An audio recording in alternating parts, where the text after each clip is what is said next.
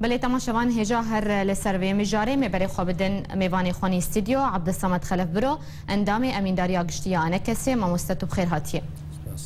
ماموسته امیج سردان بریت ماگاروک نونر اوباما تفیمانی آناب دولتی لدیجی داعش دست بی بکن دماکو سردان سوریه و روجاوای کردستانی کر داخواج هیزن بسر پیاده وکر کوخه گو شر داعش تنه بکن و شر ترکیه نکن و برای وانده رقایجی خوندنا تجویه کرد چیه؟ بله وکن جمعنا اجتماعی کردی یعنی دست پی کردیم مزانی و بکارتین جبو شر داعشی ام تبدو هذه هپیمانی دیجی داعشینه و کرد آمدن و دیجی داعش تروری شربکن و هلوها سراسری بیسی نوری کردستان عراق حطانی دیگه کردستان سوری او شر داعشی دیگه او شرایا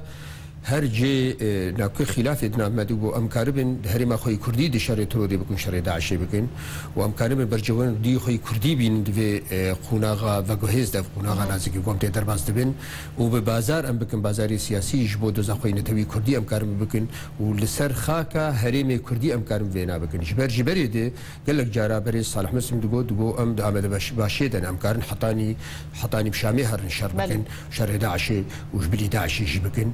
شرايا قوبي بازار سياسي بن افقا خوينا درجه افقا بكرواني قول بالفيا درن افن جينا كوكي كادبر تشدي وك داوود هات خوياني كنيجي او شر يقول حسك تشيبو وان هاجي دستي وردانا تركات دري جراب سي تشيبو ودما جوار قوت فقرن او تي خوياني ببازار درباس بنا حطاني بو فقرن اجا بارش فراتي بشتي قوافو بروسيونا تركي تشيبو دو هاري مده بله ماموستا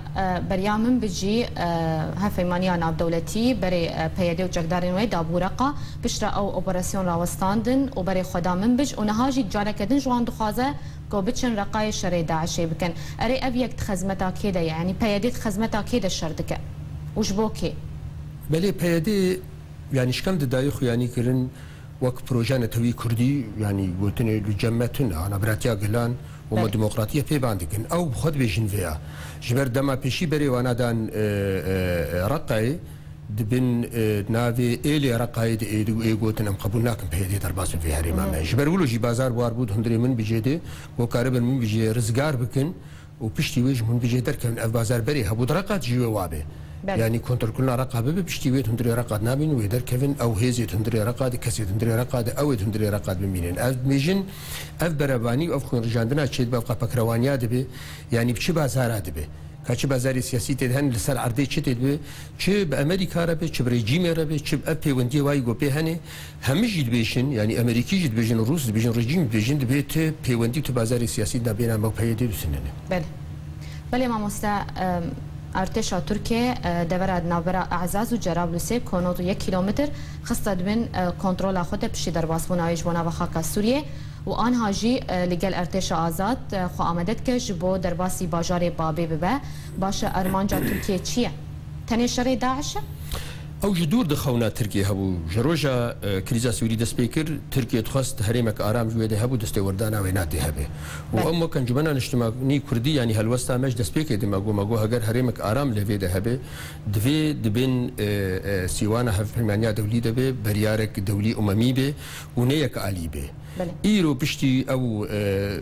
تركي اوی گو امریکا اشترکات پیکنانی نوانا افخونانا و پشتی کتنا طیاره روسی چه بو پشتی او انقلابا فاشل او تندري تركي دي شيبو تركي جوهرتنك مزند سياسات اخو كرسدو 8 درجه شيبو يعني ليبرونا جو روسا خواست و تكليه جو باسرائيليار افاكرن و تكليه ايرانيار افاكرن بند ماسيد به ريجيم يركرن ترك ايرو فغريا جوان سوزي خو فغريا او ناكوكي و ناوا ريجيم باوريا مد بن طاوله دي فغريا يجبرولو جي ترك انات خوازي بيك بين راست بادريسا ناوي شر بيدي ام شر تروري درباس بالكاريا ارتشا آزاد به لترك براستي تصريحات وايد بيجن وك دولتك دادگر نبدو ذا كردي سرسينوري شي بيچ يعني كردي سرسينوري شي بيجبرولو مترسيا وينا هي وتايبت جيغاوا باندك انه خاكا سوري دويك به وبرچبونا سوريا زنا خوازم او از دبيجم لمافد غرينه تركزانه او بروجه لجمعيه ديتنا زانه جمع انجمن الاجتماعي كردي هي جبري دمدي ما قلتي 2012 سوريا فدرال ام دخوازن دهندري ويد ما في نتوي كردي هبه او ما فايا بهوريا مده ترجد زانن و داعش حالاك عابر وهر يعني بيتر ابرز غريك جوانار دوزا كردي ولوج ايران جيد بيجن ولوج ريجيم جيد بيجن وهر سرويدك هان هبدو باشه ما مستعين تدبيجه ابدا ورا آرام یاکو ترکیه هر دم دا خوازاوی دیگه تنش بو کیانه کی کردی چه نبه یک جی يعني ترك يكجي هجر جي حقي وقت دولة خدي رول كارب سينوري خب باز تروري أفايا جي ما في بي وقت دولة كي ليه لآلية دشي دوزة كردي لتركي هي أو دوزة كردي جو 25 مليون كرد هندري تركي تبزيد بونجي زيدي ويناجي هني او انا دوزا ترينات فيل تركي صافي بي وتركارن ويدوزي صافي بك بملت كرد بحمي هزي كردي جو هني هندري كردستان تركي دي نسر خاكا سوري اف جي يك جي ادي جي برسكتي كرنج غيري تركا يعني كا هكا هندري تركي ده افقا ساسي سال الشرب كاتش بيكاني دوزا كردي هندري تركي دي بريغو بيخو يعني كا تركاچ دا دفي قنا غادريج دي وافقا شرو برباني گوچي دبو باشه ما مست لگوری نریناوه لگوری شروبیاوه و ترکیه دناوا خاکا سوریه بگه کی جان دوری ایرو براستی بریارن يعني تشتم بلاز تنستندن يعني دراماتيكي بلاز چه دواري سياسي دو چه دواري ميداني دي شد و سياست يعني تحليلات سياسي ايغو روجانه چد بن بدمي فغريداي واغو هرتناده ایرو انها ترك درباس مونت خوازن كنترول بكن سينور انتين داني يعني فكرنا داريا نولو بلاشتي بشتي او قبربانيا غوتي تشبو او تشكي خداتي دون درت كيفن او بلكي بيتر لجور امريكا وروسيا تيدي ريكفتنك نافانات هي بلكي الهربليات هناك ناكوكي وخلافات هبن لجور اوانا مخططك هي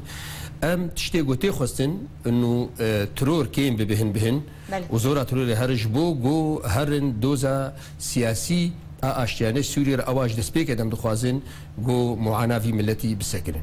باشه ما مستا امریکا جهیل کما یعنی امریکا پشتوانیا ارتشا ترکیه دیگه داخواج پیادید که گوکشه کوشر ترکیه نکه باشه داخواز امریکا چیه لدورا امبیجن باکور سوریه امریکا چه تخوازه؟ انا امریکا و روسیا توازناتها چید کن. يعني التوافقات وتوازنات هندري سوري تقرن حمي هزي قدر باسي هندري سوري بن ادريسا شر تروري بن يعني ايرانيا وميليشيات الشعبيه بكو حزب الله وحمي قدر باس بني دستي وردان هندري سوري تقرن سر خاكا سوري وبلكي ان هاجي دريش كنا في شورش جو كاربن يعني هزي تروري كشي درباسي في مستنقعي سوري بكن ودور دوانا تصفيه بكن دوري سينوري خو نولو تنيجي كسن هنب كارتينن ولشكري خدانا خنسر عدي فاكساو يك جي هزين كردي يكجي بوان بكارتينين بيشتي وينا ويوا بروجي خو مشاريع خود هندري سوري بو چارا سياسي جير ببين بمشينين حطاني فينا لاواز نكن ناشن چارا سياسي ام دبيجن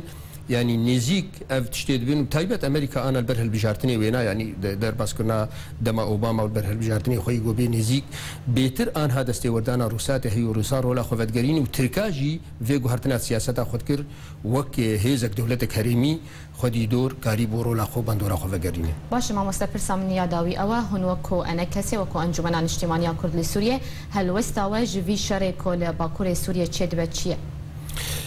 ام جي دسبيك دي مشتر قومت خست هريمك آرام لويدة شي بجبو كوش براجي او هريم آرام يعني ب بريارة هزي ناف دولتي بن ونيك آلي بجالي تركاتني دي اف تشتي قو انها تشيد بن ام مخططي قونها امريكي وروسي داتينن براست يعني ريشر تروري يك جي لي برجواندين دي جلدو هني اي تركاجي بيقو مان تيدهن